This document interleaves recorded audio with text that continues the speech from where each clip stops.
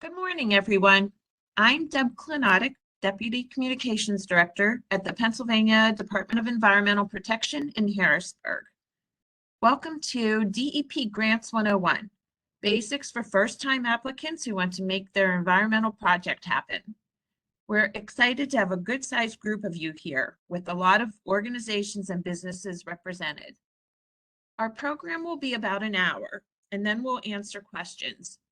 For the main part of the program, you'll hear from Michelle Devaney, Director of the DEP Grants Center, and John Brakall, Regional Coordinator in the DEP Office of Environmental Justice. For the Q&A at the end, we'll also have staff from specific grant programs on board. Your questions are very welcome. Please use the chat box. You'll see it at the bottom right corner of the screen. Click on the drop-down and choose all panelists. Then write your question and submit. Although we're going to answer questions at the end, you can submit them anytime as we go along. Wanted to let you know this webinar is being recorded. The recording will be publicly available in about 24 hours at our webpage, www.dep.pa.gov/grants. Next slide, please.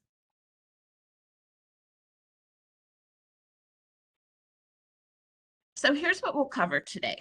First, we're going to take a brief look at who can apply for DEP grants and the types of projects DEP supports. Then you'll get an overview on the basics of applying for funding. The key word here is essential. It tells you how important it is to know the application basics. Then we'll clear up a couple misconceptions about applying for funding so they don't hold you back. And you'll hear about some application pitfalls that our grant staff often see, so you can avoid them.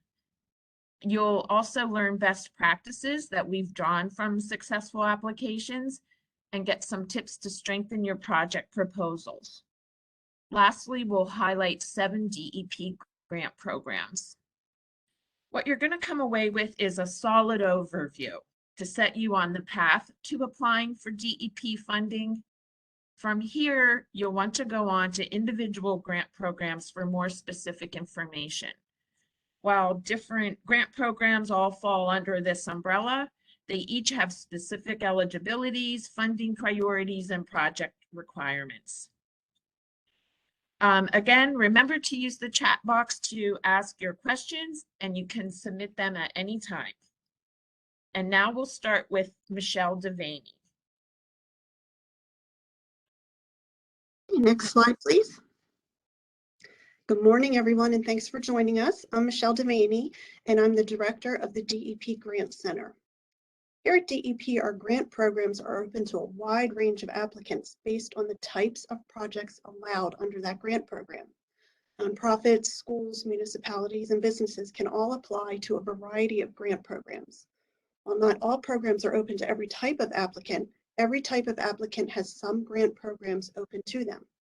Awardees have ranged from large business entities such as waste haulers to smaller businesses such as bakeries and dry cleaners, from school districts to local watershed groups, religious organizations, government offices, and others.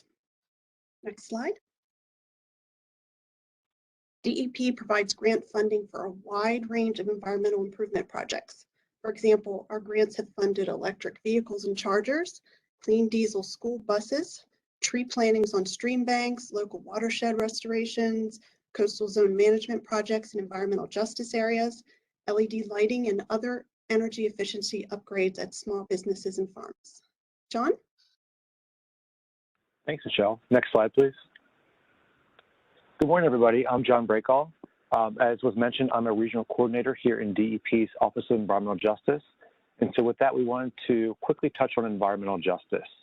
So every DEP grant program here in DEP has its own goals and objectives. However, in addition to those goals and objectives, most of our DEP grant programs do prioritize environmental justice and give extra consideration to projects that are located in or serving our DEP designated environmental justice areas.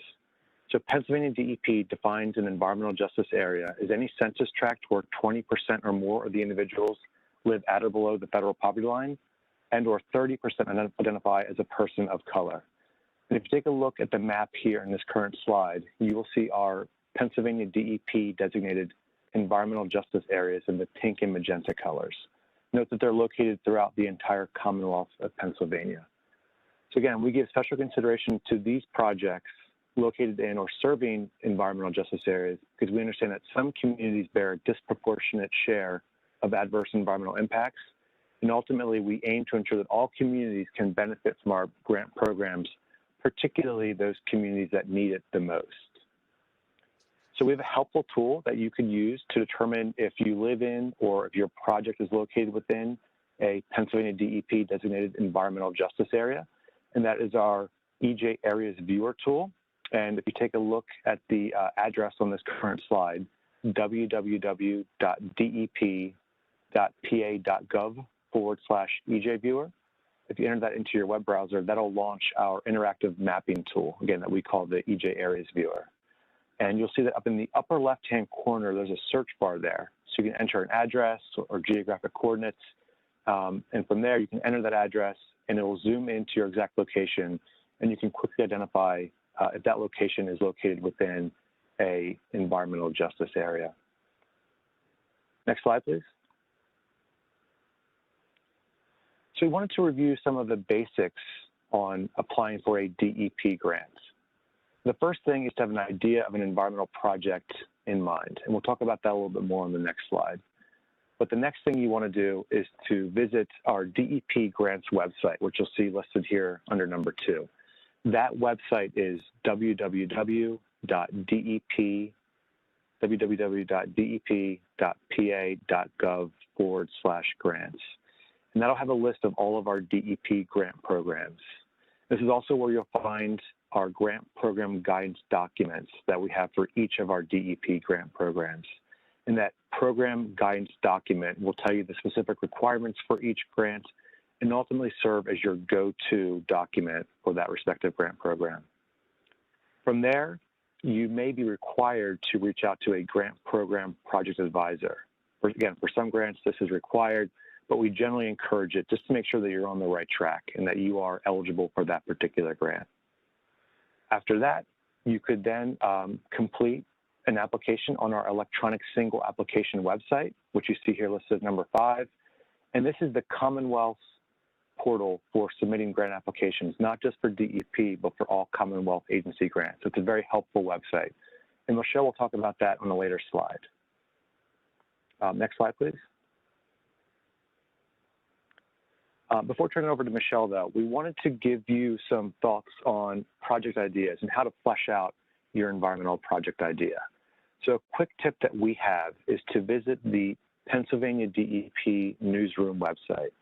And the quickest and easiest way to navigate to that website is to go to our main DEP webpage.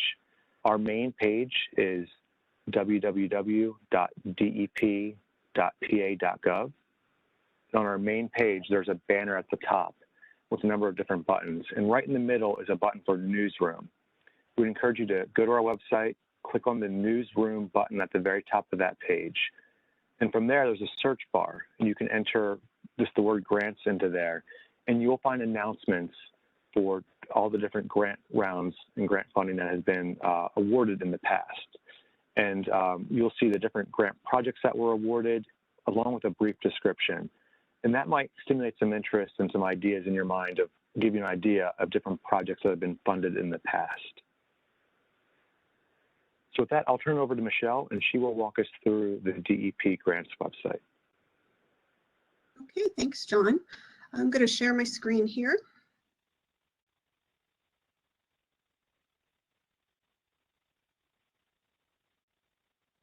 Okay.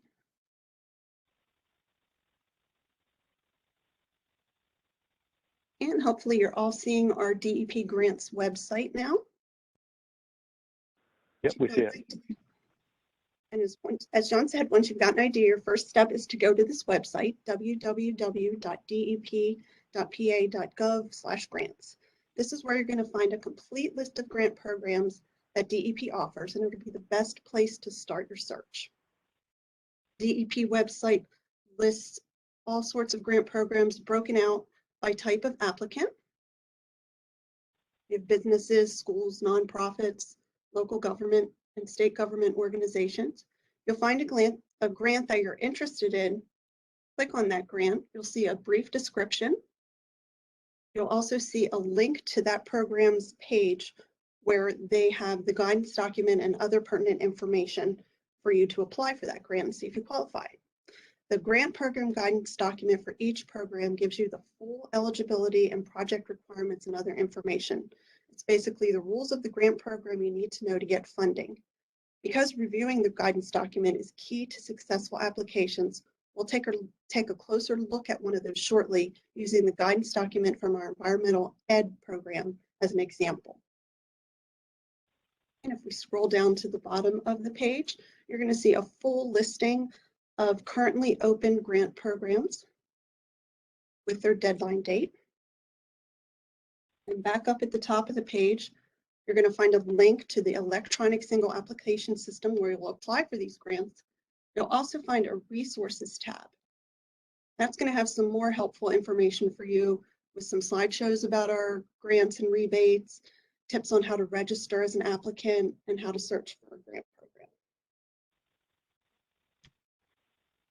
Okay. Next slide, please.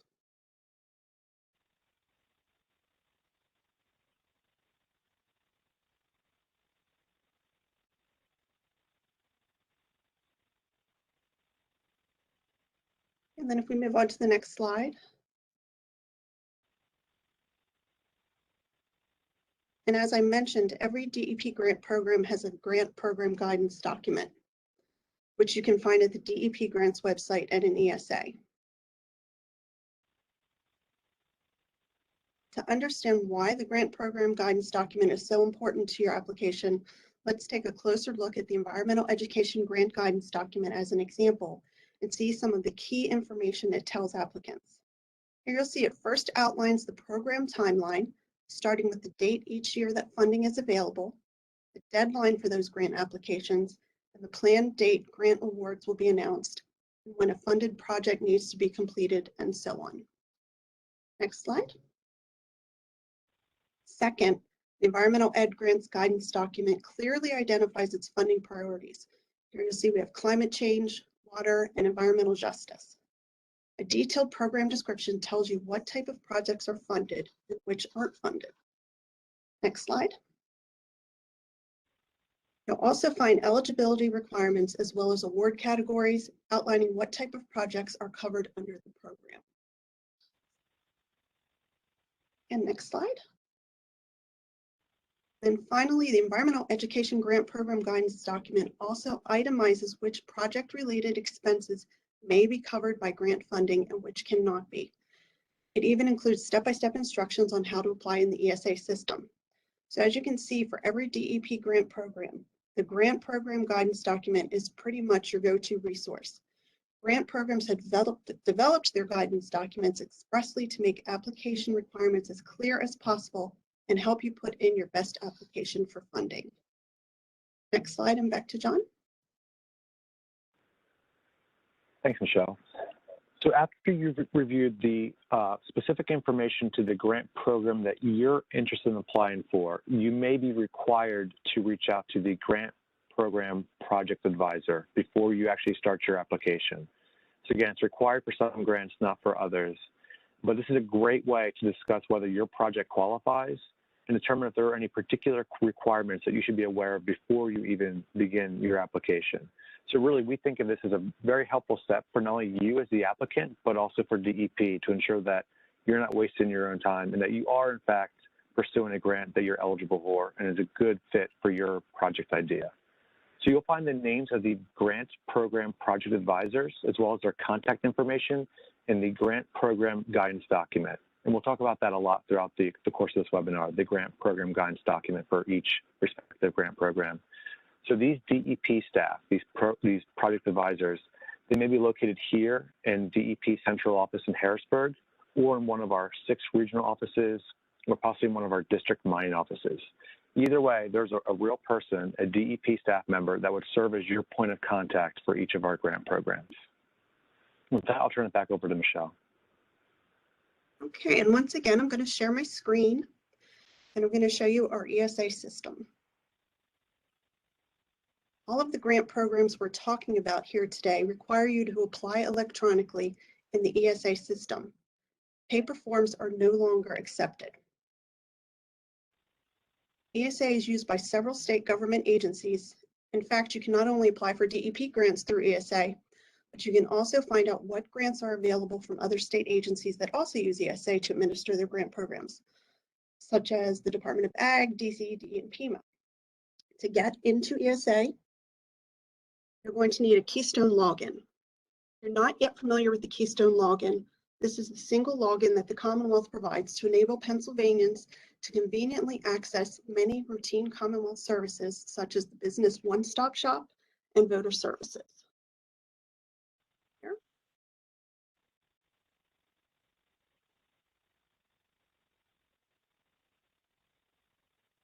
And once you do that,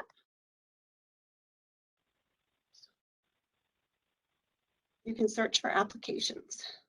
You can search by agency. You can also search by entity type.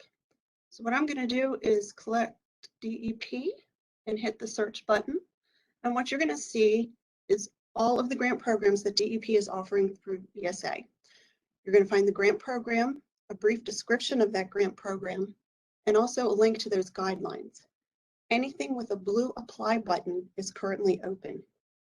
So you'd click on that to apply for a grant. Okay.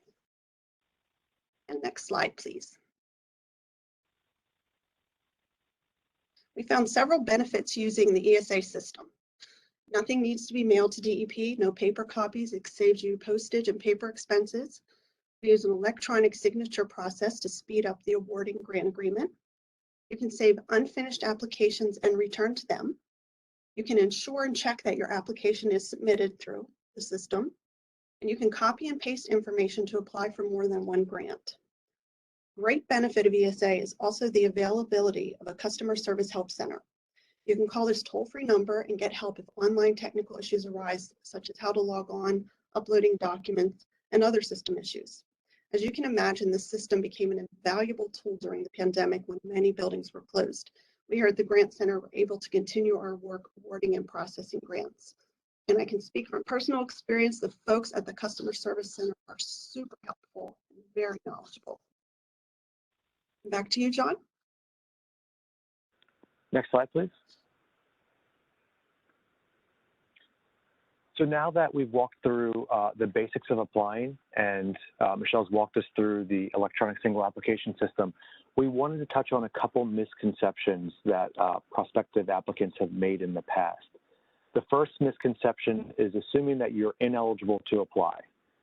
As Michelle noted at the beginning, there are a wide variety of grants offered here at DEP that provide funding to different entities such as nonprofit organizations, businesses, farmers, local governments, individual residents, and also the amount of funding in different grant programs can vary quite a bit as well. And ultimately, we award funding to every region of the Commonwealth of Pennsylvania. So we would encourage you to not make any assumptions on whether or not you're eligible or ineligible, and instead go to our grants website and just take a look and see.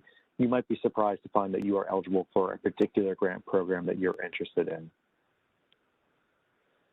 That website, as Michelle also mentioned, is categorized based on applicant eligibility. So we have a list of all grants that are eligible to residents, businesses, schools, nonprofit organizations, local and state governments. So think about in what capacity you'd be applying for a grant. And then from there, you can pretty quickly navigate that website. And hopefully you find that you can apply. Next slide, please.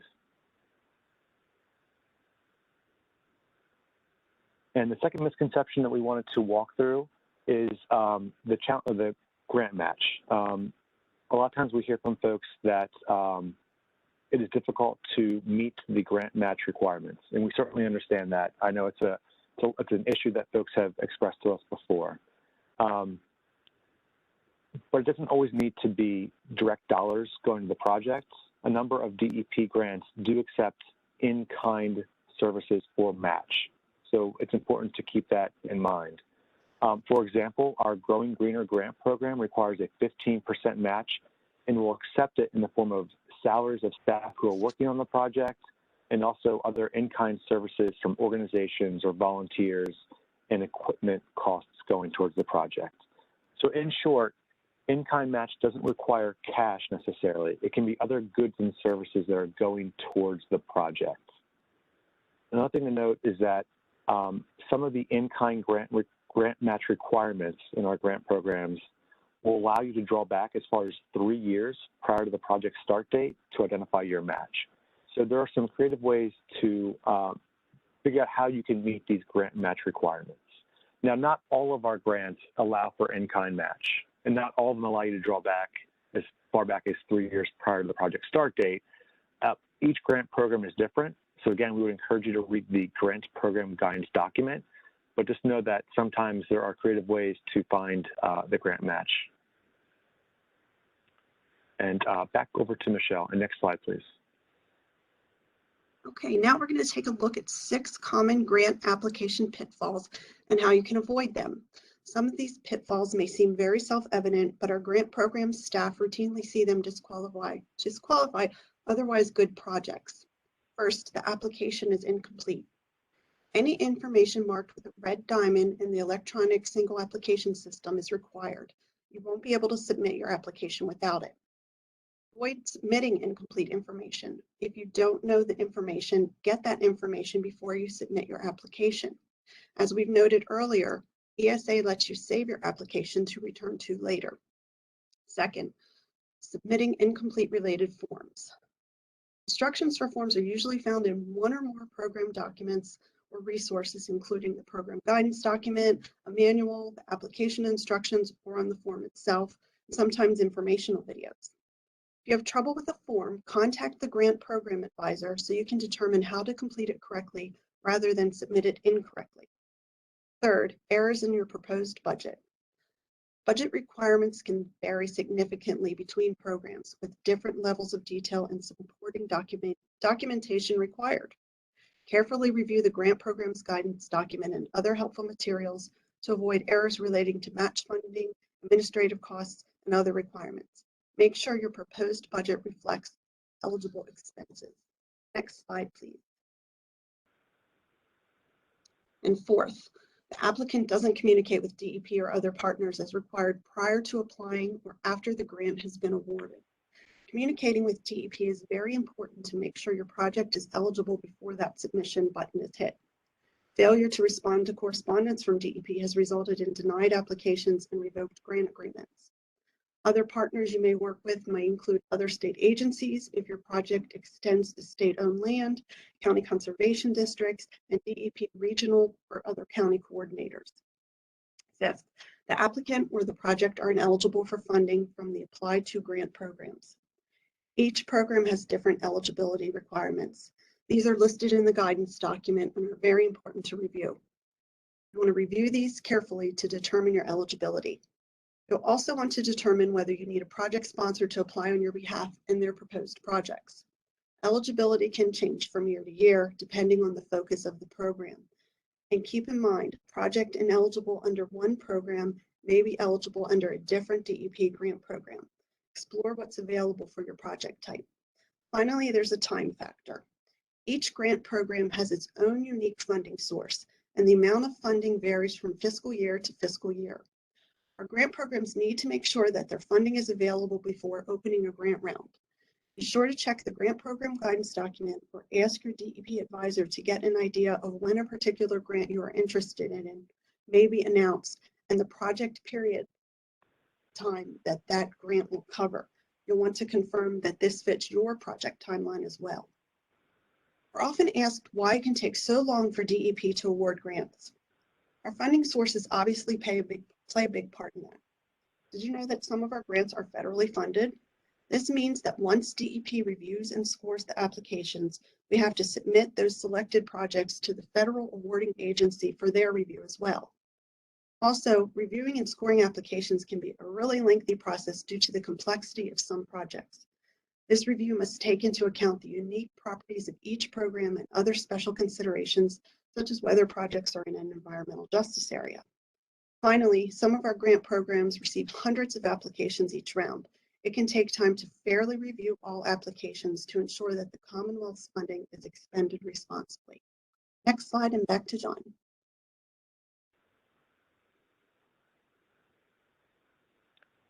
Okay, and now we wanted to talk about some best practices that can increase your chances of submitting a successful application. And some of these might seem a bit obvious, but unfortunately we've seen a number of good projects become derailed because applicants didn't use some of these fundamental best practices when preparing their application. So the first one is that we found that it pays off to spend some time on the front end carefully reviewing the grant program guidance document, as well as any other applicable materials that you can find relative to that grant program. So I know we've already talked about the grant program guidance document before, and we will continue to do so. Also, it's worth noting that there are step-by-step walkthroughs and FAQ documents for some of these grant programs, and all those can be very helpful and should be used on the front end when you're actually preparing your grant application. The second one is just to follow the instructions. As Michelle mentioned, this webinar is intended to be a basic overview. This is our Grants 101 webinar. And so really, each individual grant program has its own particular instructions. And so you'll want to follow those particular instructions for that particular grant program when preparing and submitting a grant. And then third, provide the information in your grant application in a clear and concise way. This allows DEP staff to quickly determine things like eligibility and completeness of your grant application. Many of these grant programs are competitive, and ultimately our staff can only score an application based on the information that you provide in your application. So for your project, you may know that project inside and out, and it may be second nature to you, but DEP staff can't make any assumptions, and they need to see what your intent is in that application. So it's really important for both you as an applicant and for DEP to be clear and concise. And next slide, please, and back to Michelle. Okay, fourth, make sure you label your attachments clearly. Most grant programs are going to require some sort of related documentation that you'll need to upload to your electronic application. Be sure to label these to ensure an effective review process. Follow those instructions provided by the grant program. And be sure to check that your uploads are complete before submitting your application.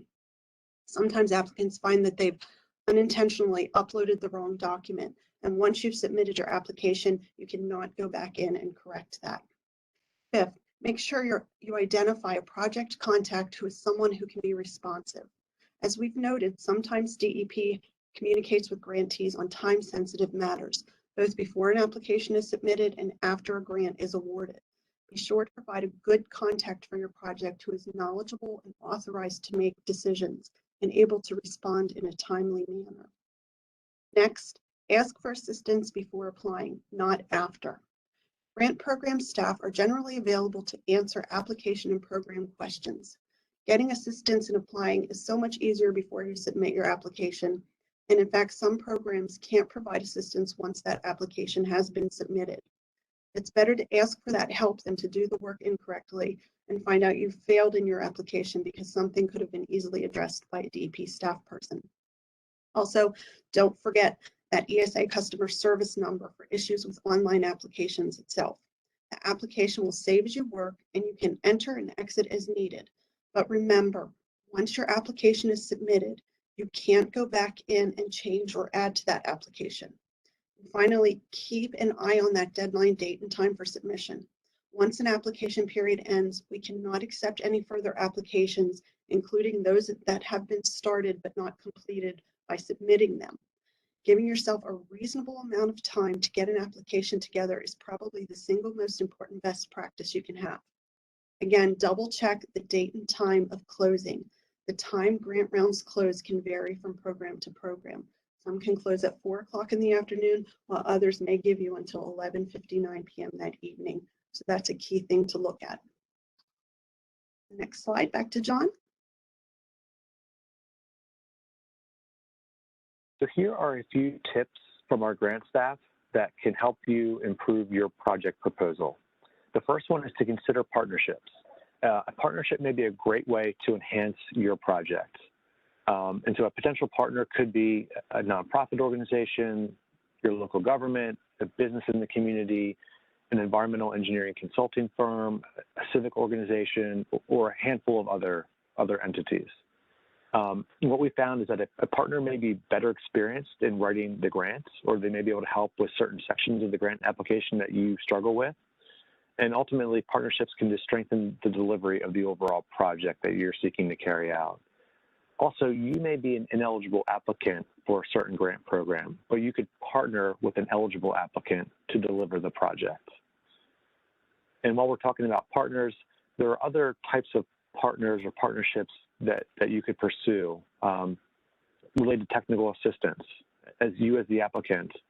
As an example, one partner may be your county conservation district office. 66 out of 67 counties here in Pennsylvania have a county conservation district. Another one would be Penvest, and Penvest is a great source of funding information. They also recently opened their new Center for Water Quality Excellence that's specifically designed to help projects that are addressing runoff and water pollution. Some other organizations would include the Small Business Development Centers, the Pennsylvania Technical Assistance Program, also known as PennTAP, that's based out of Penn State, the Emerging Technology Application Center, or ETAC, that's based out of Northampton Community College in Bethlehem, and others as well. So again, some of these organizations provide technical assistance, and in some cases, assistance when it comes to grant writing. Our second tip is to attend any pre-application workshop or webinar that is available. So attending this webinar, this Grants 101 webinar, is a great start. As we mentioned, there are other webinars specific to individual grants, so keep an eye out for those. And then third, look at different ways to accomplish your goal and try to find the most cost-effective and time savings approach. In other words, aim to get the biggest bang for your buck out of grant funding. Next slide, please. Okay, and here are a few more quick tips from our technical staff in the program areas to help you with your application and strengthen your project proposal. Go down the list of scoring elements that are found in the program guidance documents and incorporate as many of those as possible. You want to submit a clear, concise project goal or purpose statement. You want to include signed letters of commitment from any of your partners or those organizations providing match to the project. You'll also want to explain how your project will continue beyond the funded period. And next slide. Okay, DEP has grant funding opportunities open at various times throughout the year. Some programs are competitive, others may be awarded on a first-come, first-served basis until that funding is expended. And as we noted earlier, most programs give extra consideration to projects located in or serving environmental justice areas. Let's introduce you now to 7 grant programs and how they can help make your environmental improvement projects happen. All of these are listed at www.dep.pa.gov/grants. You'll find the instructions and other information for each program in its particular grant program guidance document. Okay, next slide. We're going to start with the Alternative Fuel Incentive Grant. There's $5 million total available for grants annually. These award to projects ranging from purchasing alternate fuel vehicles, refueling equipment, and other projects that may include research or development of technology. Next slide. This program is currently open to a variety of applicants you'll see listed here on the slide, and the application deadline for this is December 17th. Next slide, back to John. The next grant we wanted to cover are our Growing Greener Watershed Protection and Restoration Grants. These grants provide funding to projects that address non-point sources of pollution. So non-point sources of pollution are pollutants that are not coming from a discrete location like a pipe or a ditch. These non-point sources are coming from more diffuse sources and locations. It could be fertilizer runoff from a farm, or pollutants coming from a parking lot.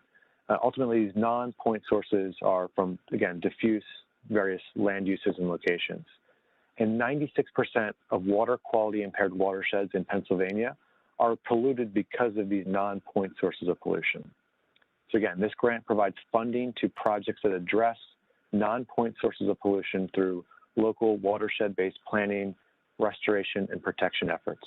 And it's open to a variety of applicants, which we'll talk about on the next slide. Next slide, please.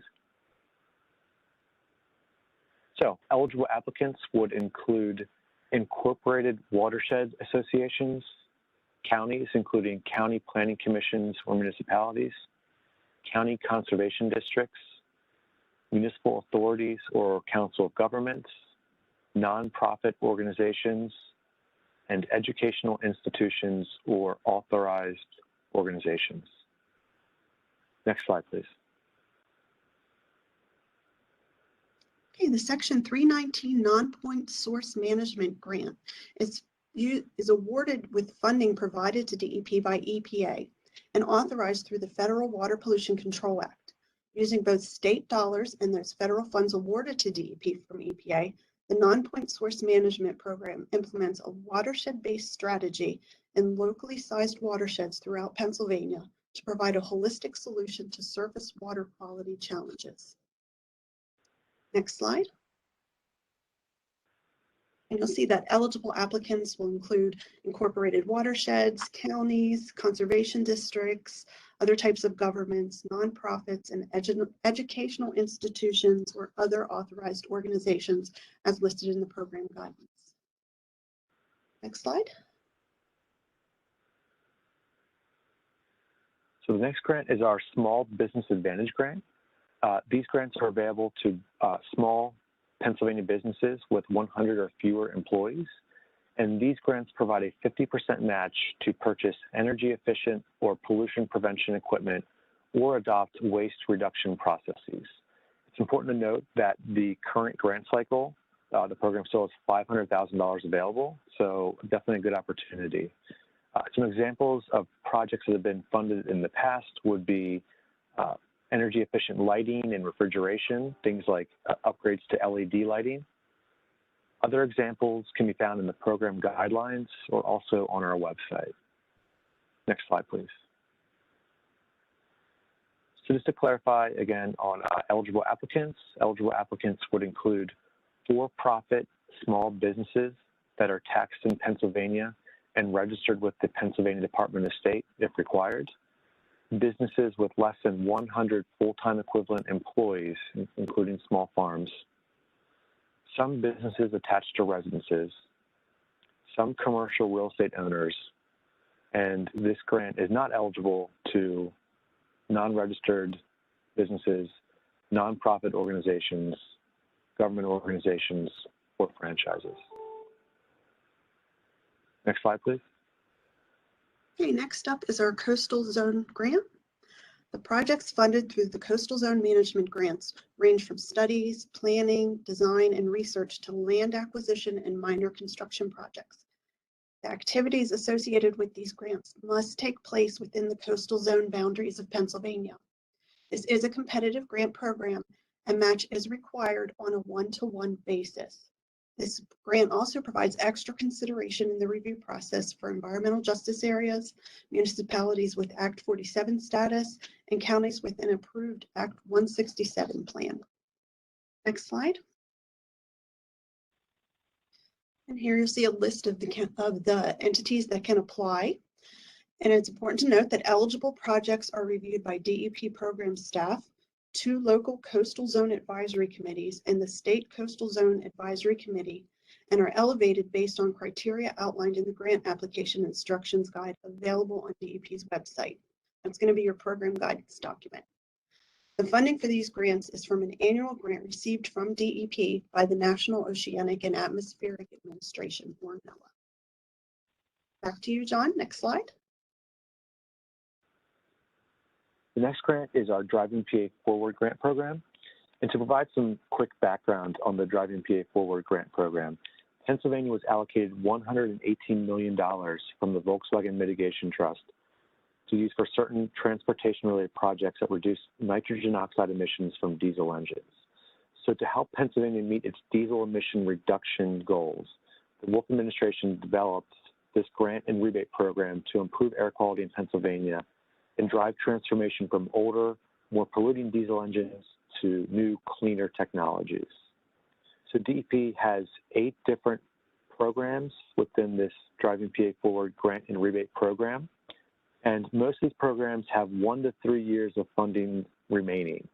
So again, the funds came from a settlement with Volkswagen, so this money won't last forever. So we would encourage you to act sooner rather than later if you're interested in this program.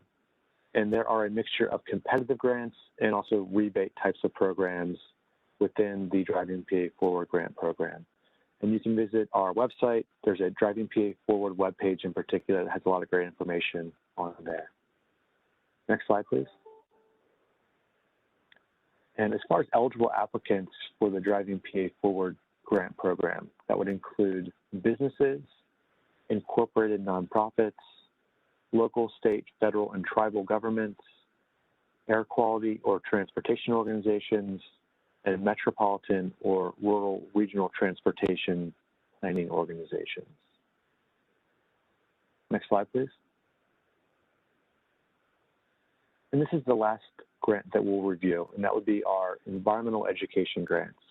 And these environmental education grants provide funds for the development of innovative formal and non-formal environmental education projects.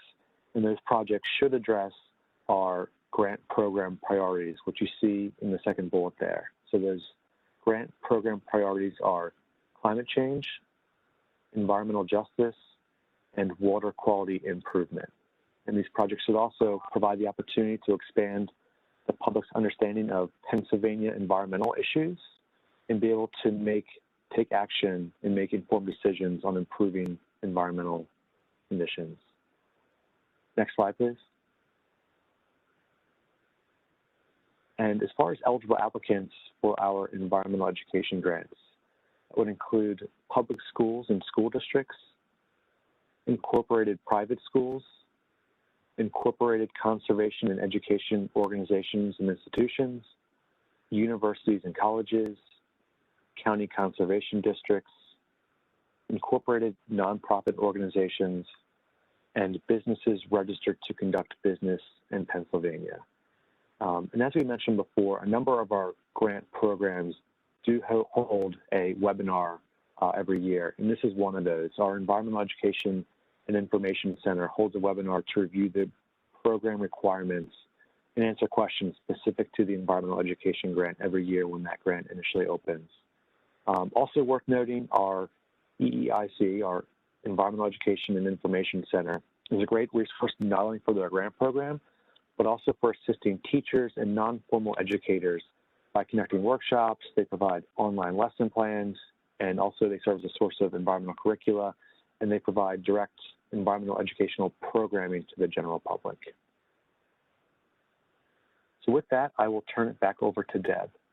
Next slide, please.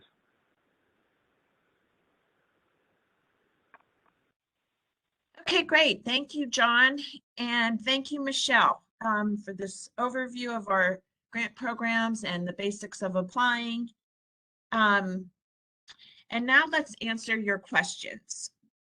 As I mentioned at the start, we have staff with us here from the seven grant programs that we've discussed today, so they can answer any questions specific to their programs. And a number of you have been submitting questions as we've gone along. I'm going to start at the top and we'll work our way through the list. But first, I wanted to just note a question that we had from a number of people. Will this presentation be available? And yes, it will absolutely be available within 24 hours on the website, www.dep.pa.gov/grants. So take a look there tomorrow and you'll find the recording. And we also have, I wanted to note, a flyer that we developed as a companion for this recording, for this webinar. It's the overview of these 7 grant programs. You'll find that in a downloadable PDF on that same webpage. Okay, starting at the top with some questions. First question, how do you initiate the process of getting Keystone login to go to ESA? Michelle, is that something you can answer? Yep, I can handle that. When you click on the grant application system, there is a new time register link there that you can set up an account if you don't have one already. We also have under that resources tab on the grants website, there's a video that shows you how you can register as a first-time Keystone applicant user. Okay, next question. How do you find the Keystone login? Yep, that's gonna, the login page will come up when you click the application system. And you can register there for a Keystone login. Great. Next question is about the EJ areas. John, I don't know if you can answer this. This is, what if the EJ area,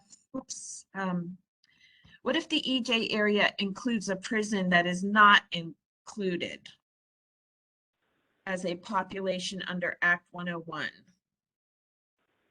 Yeah, that's a great question. We understand that the data that we use is from the Census Bureau, so that's from the federal government, and it doesn't take into consideration, institutions, whether it's a penitentiary or a college or other things that might skew the results. If it's an EJ area, I think we take that into consideration and provide preference, regardless of whether or not there's some kind of institution in the area that may impact those numbers. Okay, next question. I'm applying for an environmental education grant. A grant question asked for the designated area. I'm in Geistown Borough, Cambria County. I narrowed the choices down. How do I determine if I'm in a brownfield or greenfield zone? Is that also in the EJ map, or might that person be looking at something else?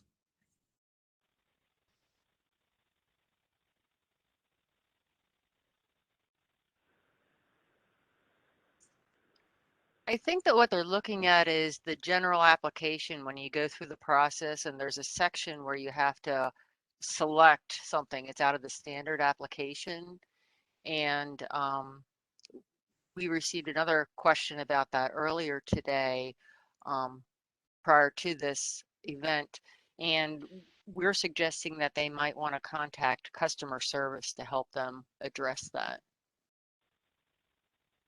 Thank you, Kathleen. So that's referring to the ESA customer service number.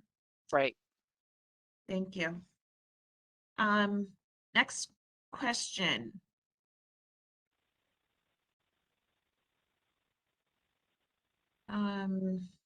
Sorry, this is a little bit of a cramped format here.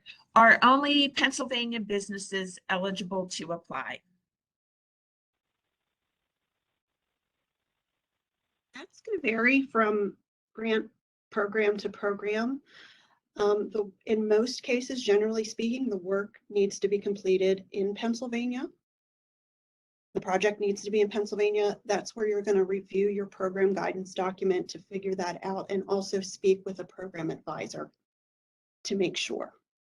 In most cases, it does need to be a PA business, or at least an entity registered to do business in Pennsylvania.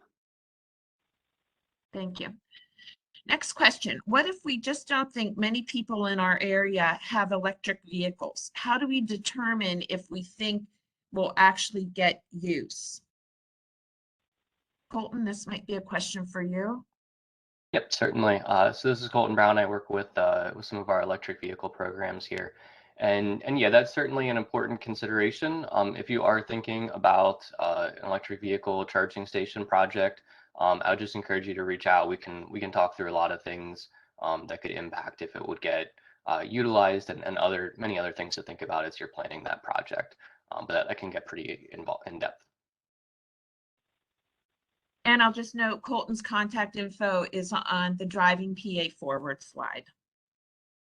Next question, can a non-government agency that is not a nonprofit, such as a local green team, apply for a grant?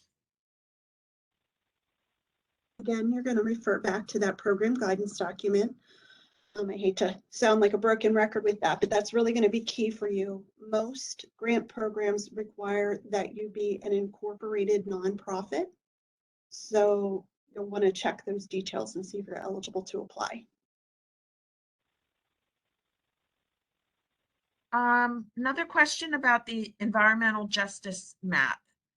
Can you explain the EJ map? What is the difference between the pink and purple areas? Are these areas prioritized for EJ grants? Yeah, that's a great question. So we do have, I'm just going to bring it up here quick, the pink, and then there's more of like a purple shading. So we have it so that it's our DEP designated environmental justice areas, looking at, again, different kind of political boundaries, so to speak, from the U.S. Census Bureau. The pink are our census tracts, and then the darker color would be our census block groups. And so we have an environmental justice policy, and in that policy, it's not related to grants. We use the census tract data. For grants, though, we've been a little bit more open and allow folks to look at either census tracts or block groups in determining whether or not that project is located within an environmental justice area. Okay, John, related to EJ areas, this attendee asks, the EJ areas for my community appear not to include the whole borough, but are split up. How does this impact a grant application for a project that might sit just outside the border, but still serves the EJ area? For example, a borough park. Yeah, great question. For these grants, I think we usually like to think of it as far as the benefit to those communities. So whether or not it's located in an EJ area or it's serving individuals living in an EJ area, that's really the emphasis. We want to try and provide these benefits to individuals living in environmental justice areas and living with environmental justice concerns. And again, the data is looking at Census Bureau designation. So we can't clearly say, oh, Philadelphia is an EJ area or not an EJ area, or Pittsburgh is an EJ area or not an EJ area. The geographic units are much smaller. And so a lot of times a town might be partially an environmental justice area and partially not environmental justice area. The geographic units are small. So I understand it's a little bit challenging to make those kind of clear cut definitions at times. And this is Samantha Harmon. I just also wanted to mention that in some programs relating to environmental justice, they also allow projects within a certain buffer zone. So I think it's a 0.5 miles within the border of the EJ area. And that's another tool using the EJ viewer map that you can pull up to see where those buffer areas are. But again, those programs, that's in the program guidelines, and it tells you how to figure that out within the program guidelines for that program. So as has been reiterated numerous times, you need to look at the program guidelines for that program, but there's some variations on how environmental justice is considered and what borders are used for the different programs. Okay, thanks. Next question. Can someone apply for and be given more than one grant? That's a really good question and kind of a tricky answer. You can apply for multiple grants. but you cannot have more than one grant for the same part of a project. You also cannot use DEP state-funded grants as match for other DEP state-funded grants. So it's kind of a tricky area that you have to work through. For example, you can apply for a Growing Greener grant, and you can use work from a 319 grant as match for that grant. But you cannot double charge the same expense or same project work from two DEP grants. Hope that makes sense. Okay, next question. Do you believe the DEP grants will be significantly increased with the new Federal Infrastructure and Jobs Act funding expected? I'm going to take that one, and basically we're still reviewing the law, and we can't say at this time whether any specific grant programs will see increased funding. Next question. I'm applying for the DEP Environmental Education Grant and having trouble choosing a designated area.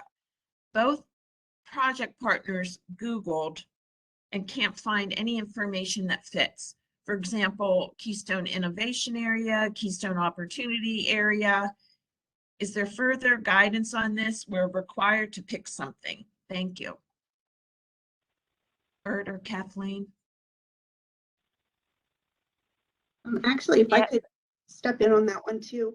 If you look at the program guidance, the instructions for electronic single application system, there should be mentioning, and it should mention any areas that are required. If you don't see it there, a lot of times you can just choose something that's the closest to you, like government or something like that, or nonprofit.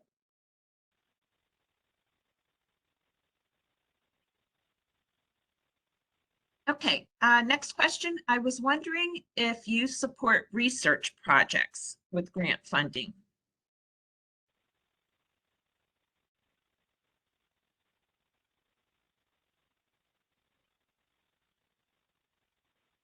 There are some grants that do award for research projects. I don't know if any of the folks from the 7 programs want to comment further on that.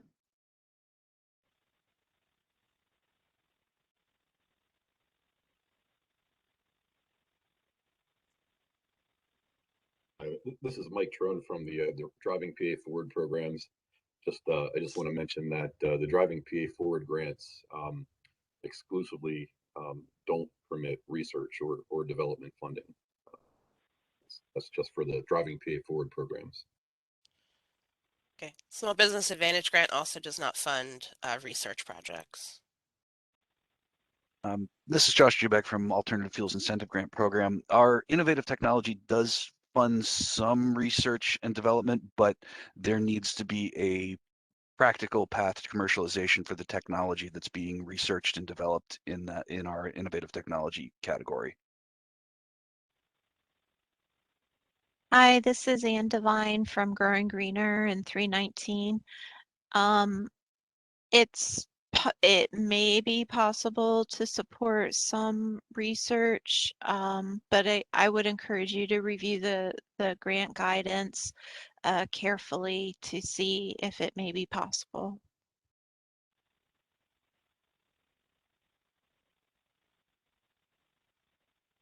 Okay, thank you. Next question. What's the usual lead time between the program application period opening and closing? That's actually going to vary from program to program. Most programs are open for accepting applications anywhere from 45 to 60 days. Some other programs, for example, like the Small Business Advantage Grant, that's going to be open from July until all of the funding is expended. That's one of those first come, first serve type of grants. There's other programs like the Alternative Fuel Grants that are open almost year round.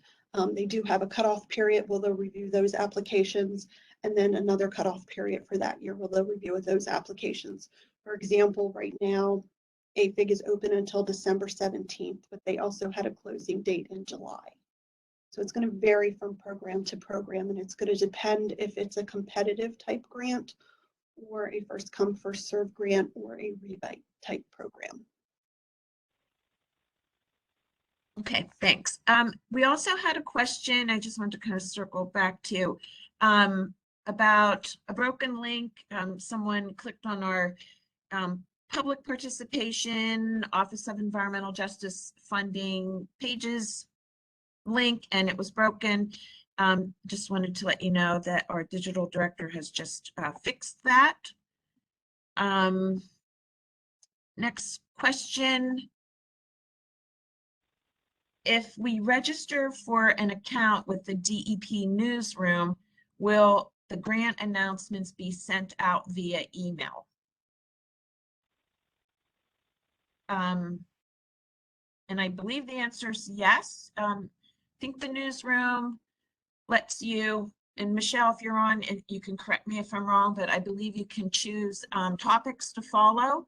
If you go to the DEP newsroom website, it will let you sign up to get press releases via email on topics that you're interested in.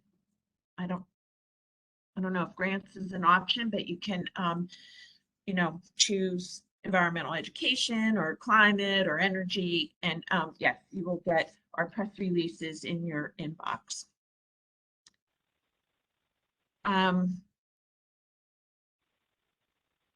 Next question, could partners for grants be non-Pennsylvania residents?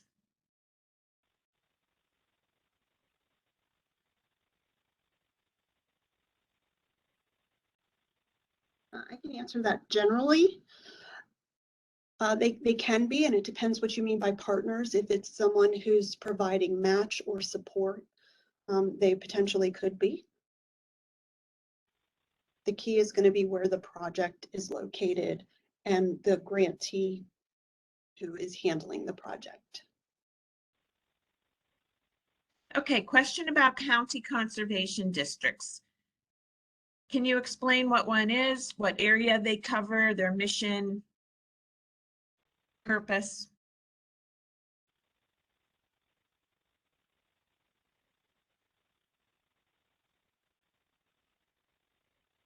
Hi, this is Ann Devine again. I'm a water program specialist.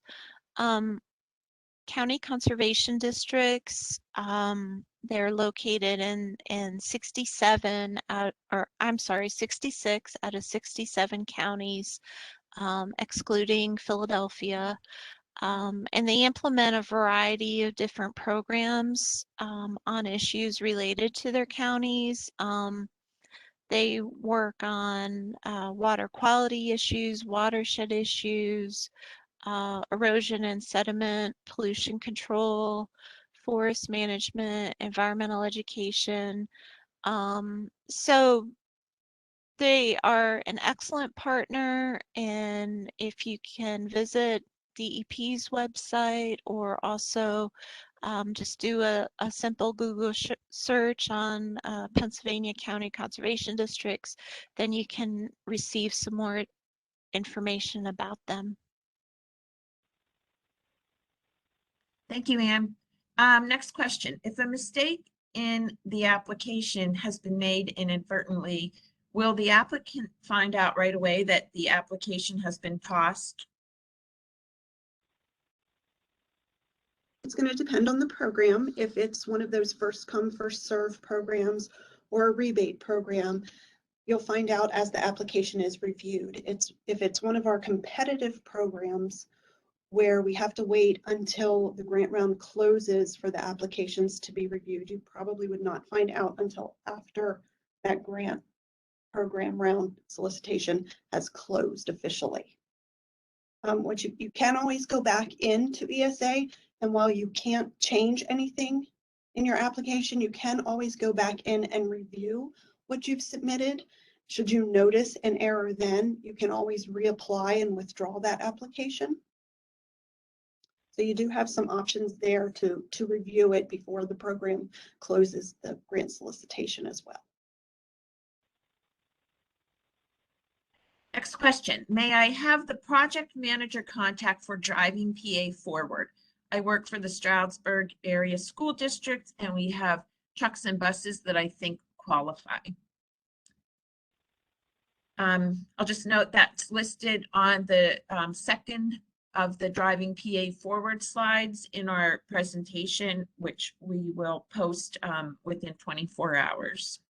But Mike, I don't know if you wanted to jump in on that too. Yeah, I mean, that sums it up there, Deb. Yeah, I mean, anyone interested in the driving PA forward programs, definitely get my information off the slides for driving PA forward. You can contact me either by phone or email, and I'd be happy to talk to you about your project. Okay, next question. When do the grant programs restart for 2022?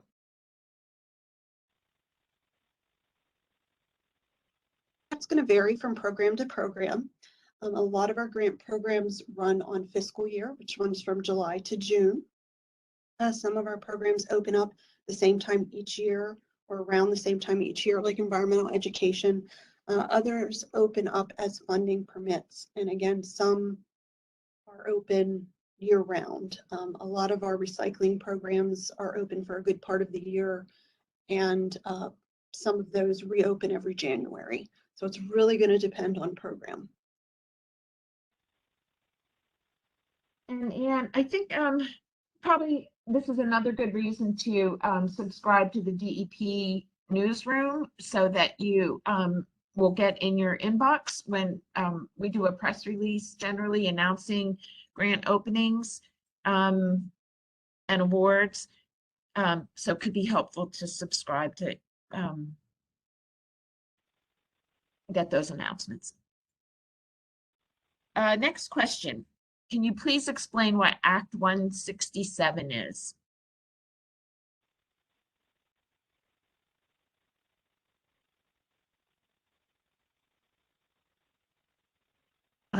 This is Stacy Box. I'm with the Coastal Program, and I can field this one if you'd like. Thank you. I'm the grants coordinator for the Coastal Program, and Act 167 is the Stormwater Management Act. It requires that all counties prepare and adopt a watershed stormwater management plan. So it's developed by the county, it's approved by DEP, and it's adopted by municipalities. Hopefully that helps. Thanks. Next question. Does DEP look at Penvest funds as match? Is it looked on as state or federal funding?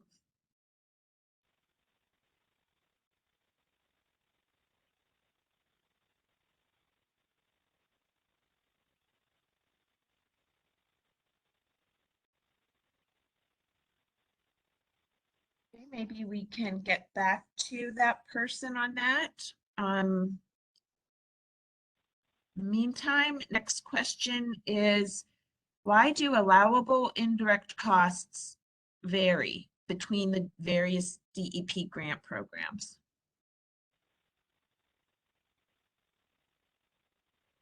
I can speak to that generally.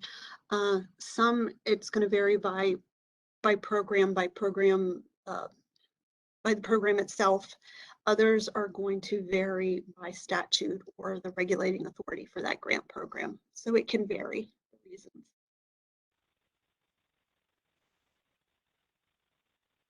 Okay, next question. I hear the term shovel ready and want to know if that's required for prior to applying for most grants.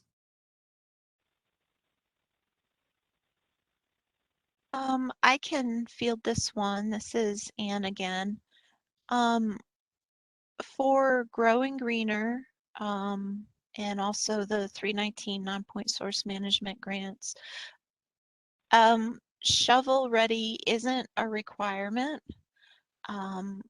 However, so it doesn't necessarily mean that it's a requirement. However, you know, we certainly fund shovel-ready projects where the design and permitting has been completed. There's also, if you're located within the Chesapeake Bay and you are implementing projects to help implement the countywide action plans, they do have, I believe, some shovel-ready components to their projects as well. And, you know, feel free to follow up and we can put you in touch with the appropriate people to be able to answer your question if need be. Thanks. This is Samantha Harmon with the Small Business Advantage Grant. We don't require projects to necessarily be shovel ready, but you do have to do some preliminary work prior to applying because we require you to look at what you currently have and have a plan for what you're going to buy. So you don't necessarily have to jump right into the project, but you have to have a lot of your planning done prior to applying so that we can evaluate the project. Now everyone has until, for my program at least, until June 30th. So depending on when you get your grant, you could have a year, you could have 3 months to get your project done, but everything has to be done by June 30th of the following year. So the more shovel ready you are, the better, because as soon as you get your money, you can get your project done. But again, the length of the grant agreement goes out until June. So if you're not ready to go right away, as long as you've done your preliminary work, you can get your grant and get started.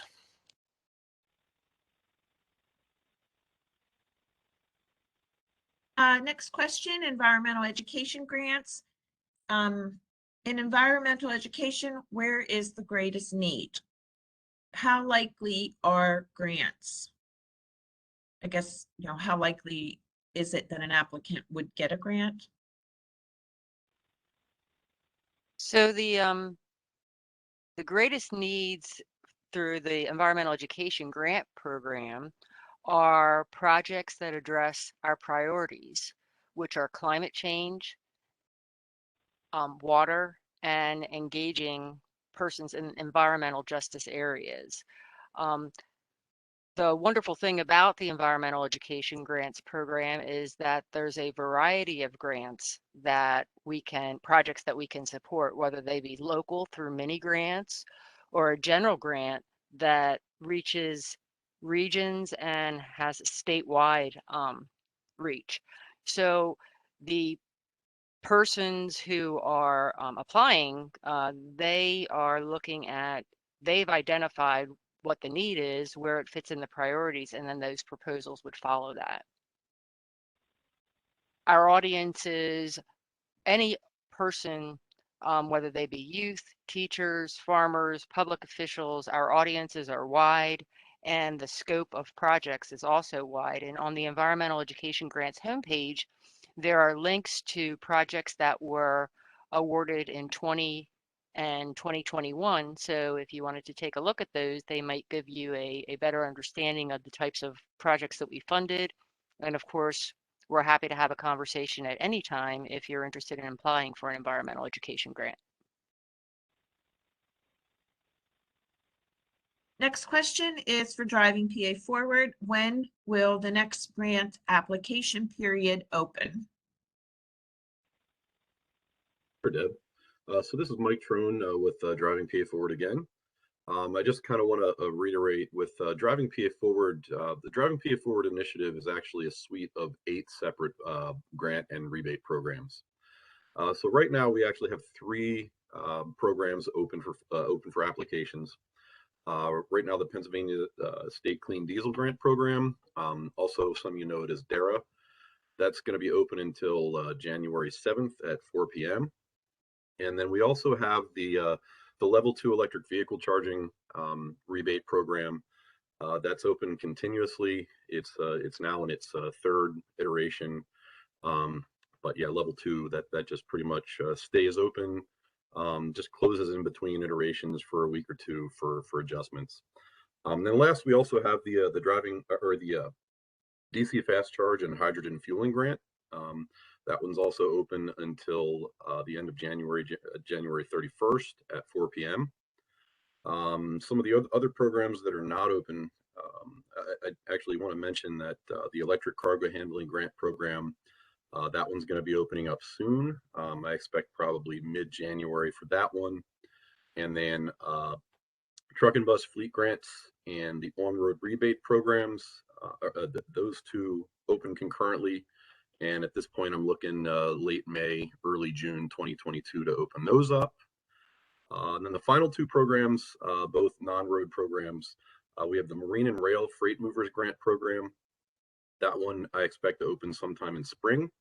And the Ocean-Going Vessel Shore Power, also known as cold ironing, that grant program, I expect to open that sometime mid-February. And if anyone needs any more information on any particular program, definitely visit our website. The link is listed on the Driving PA Forward slide, but just in case you forgot, it's www.dep.pa.gov/Driving PA Forward. Okay, thanks. Michelle, this might be for you. Is there a list of deadlines for each grant program available anywhere? As far as application deadlines, you'll find that at the bottom of the grants website, www.dep.pa.gov/grants. You'll find those that are opened listed with the deadlines there. It'll also be in each individual program's guidance document as well. And again, if you're looking in ESA, programs that are open are going to have that blue apply. And if it doesn't have that, that means the program is not currently open. Next question. What grants are available for private woodland owners?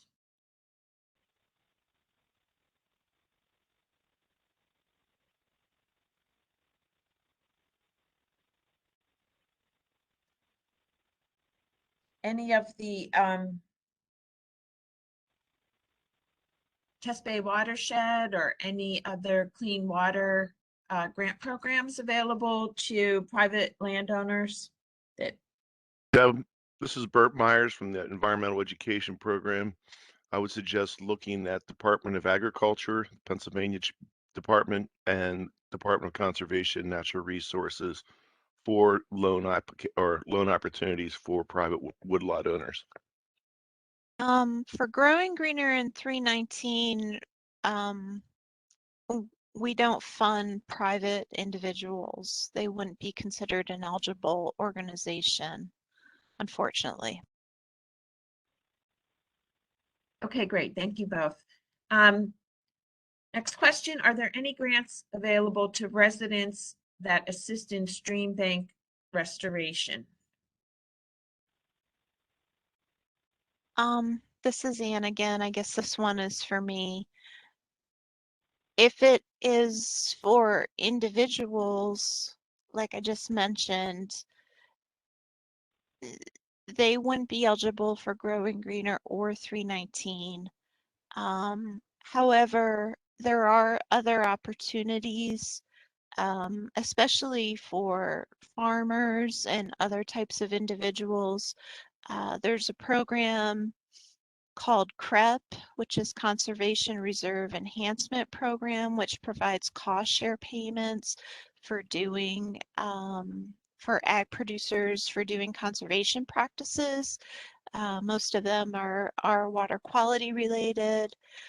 There's a program through Pennsylvania Department of Ag called REAP. So I would suggest, you know, check with your county conservation district about that. They can give you some good ideas, and you may also want to check out the U.S. Department of Agriculture's NRCS office as well. Thank you.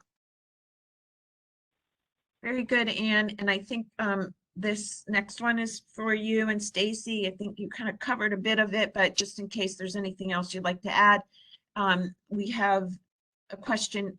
Can you provide more information on clean water grants? Stacy, do you want to go first? Sure. Actually, I don't know if this is addressing kind of coastal zone grants, but we do have funds available. They are geographically limited, but if you have a project that might fit our criteria, then you may be eligible. I would suggest looking at our webpage and looking at our grant guidance. Okay. Also, DEP funds the Growing Greener Plus grants program, which funds non-point source management projects. Primarily, the priority right now is design and construction projects to reduce non-point source pollutants such as nitrogen, sediment, abandoned mine drainage, related pollutants as well.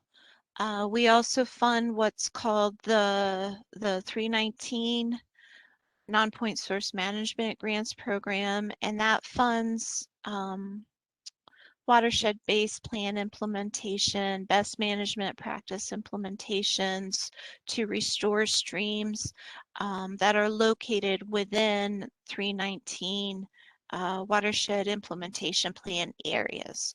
So if you visit DEP's website, you can do a search on either Growing Greener or 319 in the search bar, and you can find out more information about both programs, or you can certainly send us an email or give us a call. Thank you. And next question is on AFIG, Alternative Fuel Incentive Grants. What financial and usage reporting is required for AFIG in the event a grant is awarded? For how many years will the new trucks be expected to run in the PA designated areas? For financial reportings, this is Josh from AFIG. For financial reportings, really what we're looking for with the statement of expenditures for reimbursement for the grants is essentially invoices for vehicles, equipment, installation, etc. Reporting requirements for innovative technology and refueling infrastructure, we have a 1-year follow-up. For vehicles, we have a annual fuel usage report that is required for 2 years after project completion date. And for the time that the vehicles are expected to operate in Pennsylvania, we require that they be registered and operate in Pennsylvania for no less than 2 years after completion of the project. Thank you. Next question, environmental ed grants. Are municipalities eligible to apply? We're looking to partner with the local school district on a project. While municipalities are not on the list of eligible applicants, they are encouraged to partner with an eligible entity. So in this case, the school district would be eligible to apply for the organization. The municipality would then be able to be a partner on the project. Next question, we've had this from a few people, so we could use some clarification. Where do we find the grant program guidance documents?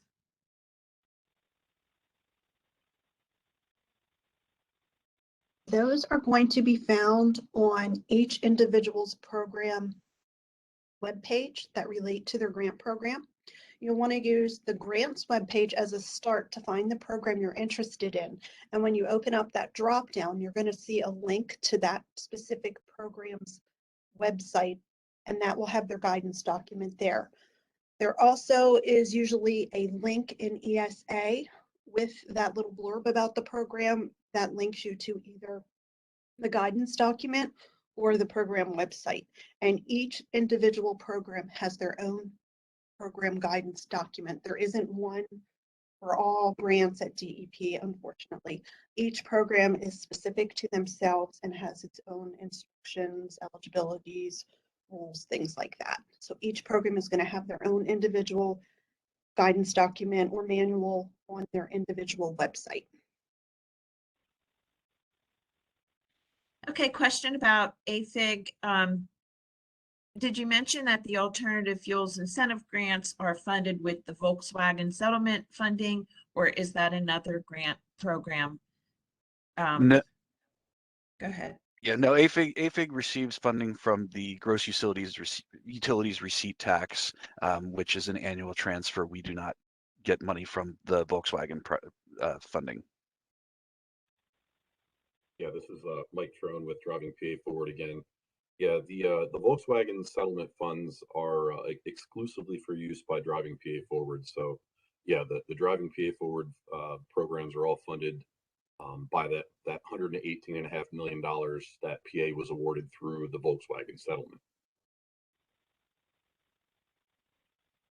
Next question.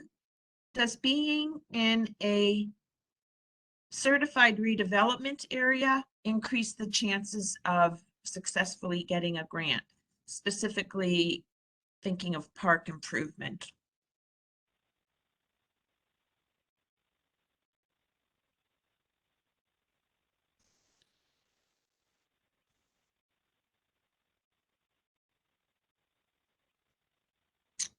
Okay, I'm going to make a note of that one. Next question.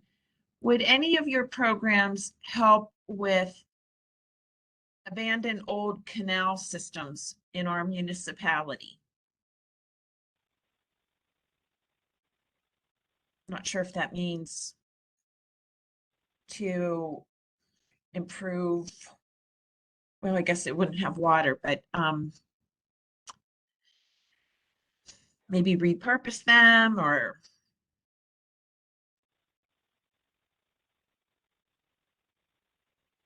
address stream banks on those. Have we covered any, have any of our grants covered old canals?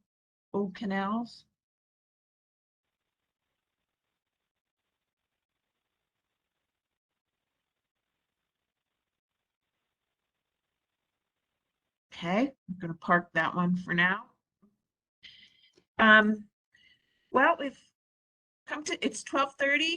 If anybody would like to stay on for another 5 minutes, if we have, ask a few, we can get answers to a few more questions and then we'll wrap up.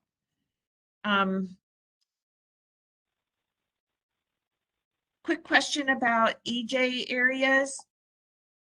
John mentioned the environmental justice areas. How much do chances of approval decline if you are not in these areas? From my understanding, I don't want to misspeak here, but no one is penalized if they're not located in the EJ area. There's only funding preference that's given if you are awarded or if you are located or serving an environmental justice area. And from my understanding, it varies program by program. So again, as far as how much it might benefit you, there's not a clear-cut answer for that. It depends based on that particular grant program. Another EJ question. We have programs that impact members from 30 counties, but we don't collect addresses of all of those individuals. Is there any way to demonstrate EJ impact? How would we discuss that in the narrative?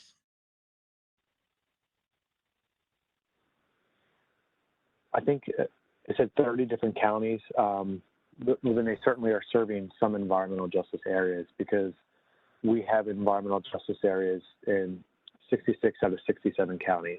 So if they're working in 30 different counties, then yes, they're certainly serving EJ areas. Ultimately, if you're engaging the public, a broad, diverse group of partners within the community, particularly under-resourced and underprivileged individuals within those communities, I would think of that as being work that's addressing environmental justice. Quick question here. Are there any grants specific for brownfield sites? I took a stab at that one, Deb. I know that DCED, the Pennsylvania Department of Community and Economic Development, they administer the ISRP grants, which is the Industrial Site Reuse Program. And that is administered by DCED, but from my understanding, it's partially funded through DEP dollars. And DEP assists with that as far as like the technical review of those grant applications. So our geologists and professionals that work in the brownfield space are involved in that. But again, it's administered through DCED, one of our sister agencies. Thanks. Next question, can you talk a little bit about the difference between contractors and partners on a project? For example, if an applicant partners with an organization that will be conducting a large part of the project work, would this organization be considered a contractor or a partner?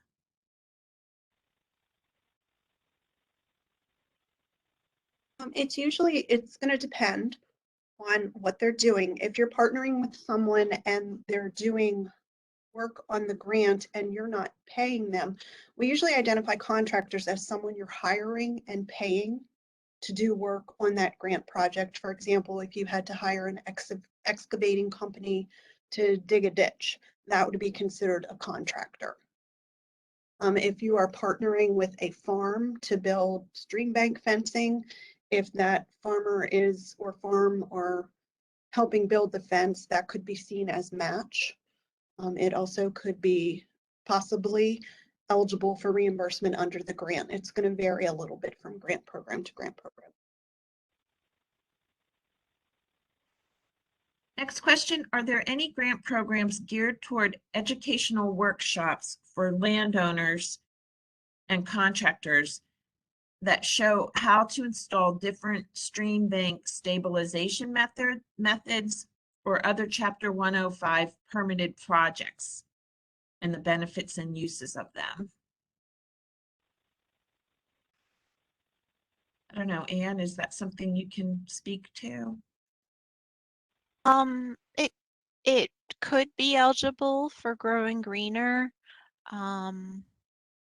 Again, the priority is design and construction projects for BMP implementation, but it may be eligible. I would think it may be eligible for environmental education too. So perhaps they could address that. Yeah, I think that I was thinking the same thing, and there's a potential there for it being an environmental education project, but it really depends on, what is the learning that's taking place? What are the messages, the environmental messages? It really depends on the agenda for the actual workshop itself. And that coupled with an opportunity to do some hands-on might be a wonderful opportunity for an environmental education project. So without having details on it, it's hard to confirm one way or the other, but it certainly sounds like it's a potential match for an environmental education project. Another question on environmental ed grants. Is a public library eligible to apply for an environmental ed grant? Yes, they are. Thank you, Bert. Next question, maybe for you, Michelle. How is grant funding allocated by the legislature? And that's going to be really specific to each individual grant program. There is usually a legal authority by which we are able to award grants and use that funding for grants. If you get down deep into real specifics, how certain programs are allocated, that may be decided by the department. What priorities are for that time, things like that. Thank you. We have so many good questions. Next one, what's the minimum grant for small business advantage grants? What is the minimum grant request for small farms?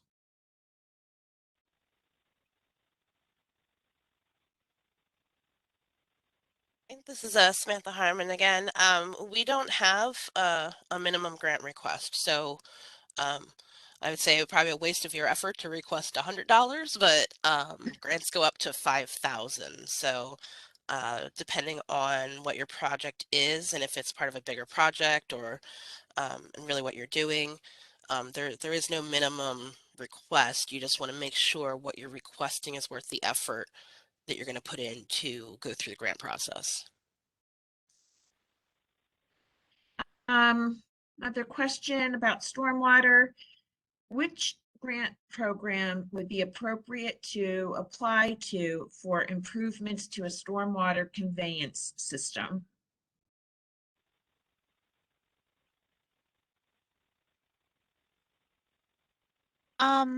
If this is Ann again, it's possible that Growing Greener might be an option if it's related, especially if it's related to a municipality's MS4 permit. But again, it would depend on the details.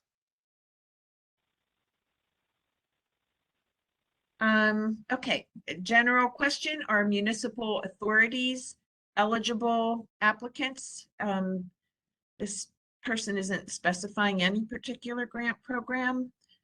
Which of our programs can municipal authorities apply to?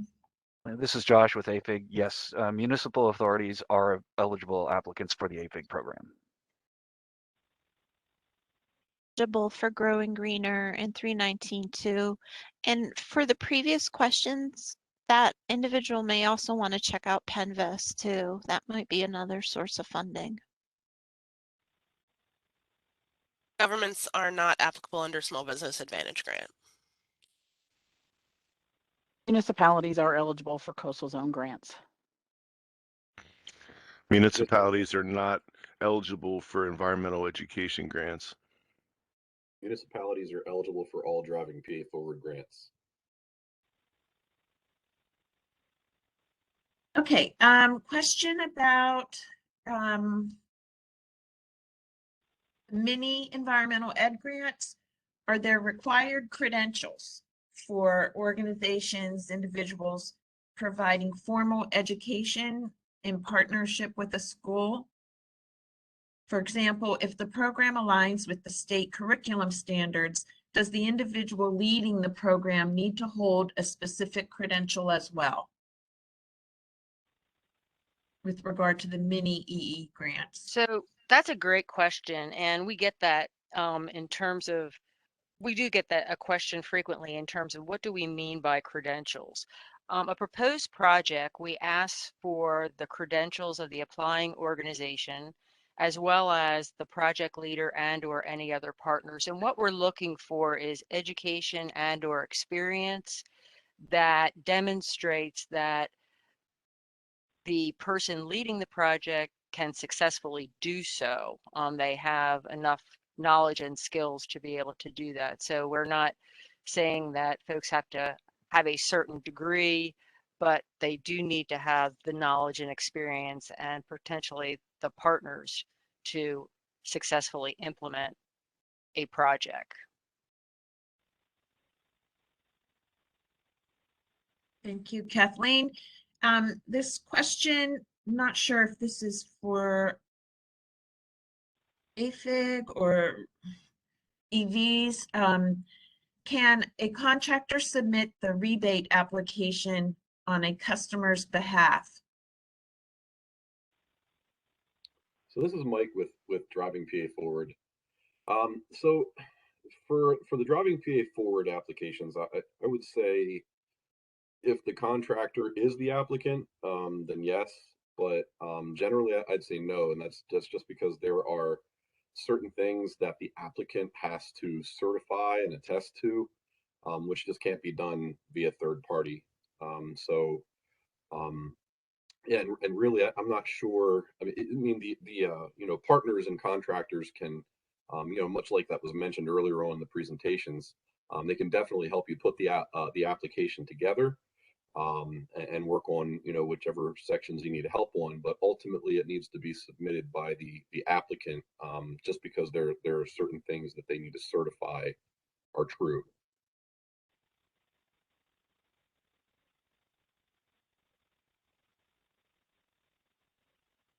Okay, just a comment from the Franklin County Conservation District, just a note that may be helpful for landowners to know that they may be able to gain assistance from their conservation district to apply to do a project on their land, even if they can't apply directly to DEP grant programs. Something we mentioned earlier, but bears repeating. Another question about grant deadlines. Are they usually the same every year, or do they vary? And Michelle, do you want to take just a quick second on that? They can vary. It'll depend on the program and when it opens. Okay, and we're about 15 minutes over. We've had a tremendous number of really great questions.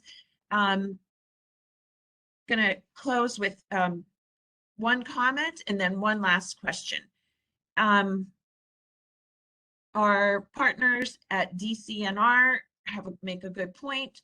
For information regarding funding for acquisition, planning, or development of parks, open space areas, trails, riparian buffers, floodplain restoration, and so on, please contact the DCNR Bureau of Recreation and Conservation, the regional office of DCNR's Bureau of Recreation and Conservation. So DCNR, good go-to on that.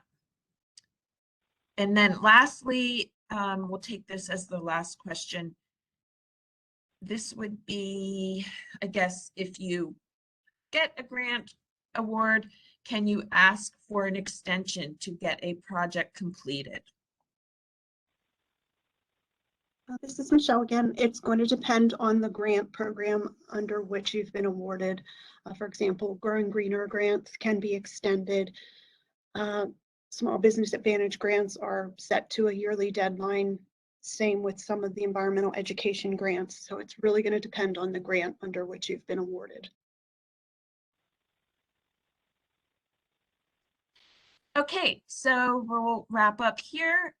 Just want to reiterate, the recording of this webinar will be posted on our website at dep.pa.gov/grants within 24 hours.